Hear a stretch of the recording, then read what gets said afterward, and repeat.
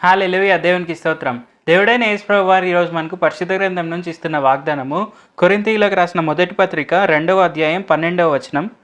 దేవుని వలన మనకు దయచేయబడిన వాటిని తెలుసుకొనుటకై మనము లౌకికాత్మను కాక దేవుని యొద్ద నుండి వచ్చు ఆత్మను పొంది ఉన్నాము. మనం ఇదే వచనం ఇంగ్లీష్ వర్షన్లో చూస్తే ఇక్కడ మనకు ఏమని కనిపిస్తుంది అంటే that we might know the things that are freely given to us of God. దాని అర్థం ఏంటంటే దేవుడైన యేసు ప్రభువారి వద్ద నుంచి మనకు ఉచితంగా వచ్చిన వరాలను, ఉచితంగా వచ్చిన ఫలాలను మనకు అర్థం అవ్వడానికి, మనము వాటిని క్లియర్గా తెలుసుకోవడానికి దేవుడైన యేసు ప్రభువారు మనకు లౌకికాత్మను కాదు ఇచ్చింది, మనకు దేవుడైన యేసు ప్రభువారు ఆయన పరిశుద్ధాత్మను ఇచ్చారు. సో ఇది మనం గ్రహించాల్సిన విషయం.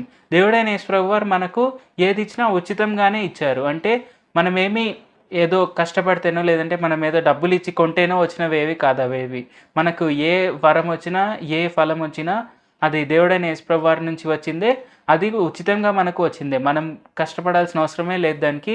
మనం కేవలం ఆయన నమ్మితే చాలు, దేవుడైన యేసు ప్రభువారు ఆయనకు మనం పరిశుద్ధాత్మని ఇస్తారు. అలాగే మనకు ఆయన ఆత్మవరాలను, ఆత్మఫలాలను ఉచితంగా అనుగ్రహిస్తారు. సో ఇది మనం గుర్తించాలి. దేవుడైన యేసు ప్రభువారు మనకు ఉచితంగా ఆయన ఆత్మవరాలను, ఆత్మఫలాలను ఇస్తున్నారు. సో అది మనం ఉపయోగించాలి. అది మనం ఎలాగ ఉపయోగించాలి అన్నదానికి దేవుడైన యేసు ప్రభువారు మనకు పరిశుద్ధాత్మని ఇచ్చారు. సో ఆ పరిశుద్ధాత్మను మనం ఉపయోగించి మనకు కేవలం లౌకికాత్మ మాత్రమే కాదు వచ్చింది అని మనం గుర్తిస్తూ, మనకు పరిశుద్ధాత్మ వలన కలిగినవి అంటే లౌకికంగా మనకు ఏం అర్థమవుతుంది, న్యాచురల్గా ఈ భూమి మీద ఏం జరుగుతుందో, మనకు న్యాచురల్గా మనము ఏమేం చేయగలము, మనము ఈ భూమి పైన మన కెపాసిటీస్ ఏంటి, ఇవన్నీ మనము లౌకికాత్మ ద్వారా తెలుసుకోవచ్చు. కానీ దేవుడైన యేసు ప్రభువారు మనకు పరిశుద్ధాత్మని ఇచ్చారు. కాబట్టి మనము పరిశుద్ధాత్మ ద్వారా మనము సూపర్ న్యాచురల్గా ఏమేమి చేయొచ్చో ఇవన్నీ మనం ఆలోచించవచ్చు. సూపర్ న్యాచురల్గా మనం ఎలాగ అద్భుత కార్యాలు చేయొచ్చు, మనము మనుషులు మామూలుగా సాధారణంగా చేయలేని పనులు మనం పరిశుద్ధాత్మ ద్వారా ఎలాగ చేయగలము. అంటే ఎవరైనా మన దగ్గరికి వచ్చి వాళ్ళకుండే రోగాలను తొలగించాలి అని అడిగారు అనుకుంటే, మనము న్యాచురల్గా అయితే టాబ్లెట్స్ ఇస్తాము, లేదంటే డాక్టర్ దగ్గరికి వెళ్ళమని చెప్తాము, లేదంటే ఒకవేళ మనమే డాక్టర్ అయితే ఏదైనా ఆపరేషన్ చేయడం ఇలాంటివి చేస్తాము. కానీ దేవుడైన యేసు ప్రభువారు మనకు సూపర్ న్యాచురల్గా ఇచ్చిన శక్తి ద్వారా మనము కేవలం మందులు, కేవలం ఆపరేషనే కాకుండా మనము ప్రార్థనతోనే మనము దాన్ని పోగొట్టగలిగే కెపాసిటీ కూడా మనకు దేవుడైన యేసు ప్రభువారు ఇచ్చారు. సో అది మనం గుర్తించి మనకు దేవుడైన యేసు ప్రభువారు ఇచ్చిన ఆత్మవరాలను, ఆత్మఫలాలను బట్టి దేవుడైన యేసు ప్రభువారికి కృతజ్ఞతాస్తుతులు చెల్లిస్తూ మనకు వచ్చిన దానిలోనే మనము అంచెలంచెలుగా ఎదుగుతూ మనము హయ్యర్ లెవెల్కి వెళ్ళాలి. సో అది మన ఖచ్చితమైన బాధ్యత. సో ఖచ్చితంగా మనం అలాగ చేసి తీరాలి.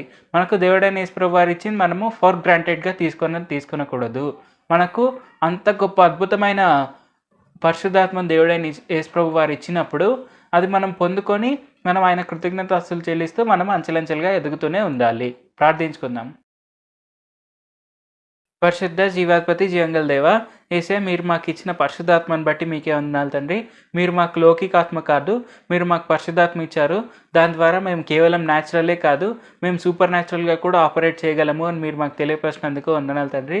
యేసయ్య మీరు మమ్మల్ని అంతటి గొప్ప పొజిషన్లో పెట్టినందుకు వందనాలు తండ్రి. మీరు మమ్మల్ని మీ పిల్లలుగా భావించినందుకు వందనాలు తండ్రి. మేము దాన్ని గుర్తించి మీ కృతజ్ఞతాస్తుతులు చెల్లిస్తూ మీ యొక్క సువార్తను అనేకులకు తెలియపరిచే వారి వలె ఉండేందుకు సాయం చేయండి. మాకు ఆ స్వభావాన్ని దయచేయండి. మా బాధ్యతను మేము నెరవేర్చే వారి వలె ఉండేందుకు సాయం చేయండి. మేము ఈ లోకానికి, ఈ ప్రపంచానికి ఆశీర్వాదకరంగా ఉండేందుకు, మీకు గొప్ప సాక్షిగా జీవిస్తూ ముందుకు నడిచేందుకు సాయం చేయండి. నజరేయుడైన యేసు నామములో ప్రార్థిస్తున్నాం తండ్రి. ఆమేన్. Thank you Jesus. దేవుడు మిమ్మల్ని ఆశీర్వదించును గాక.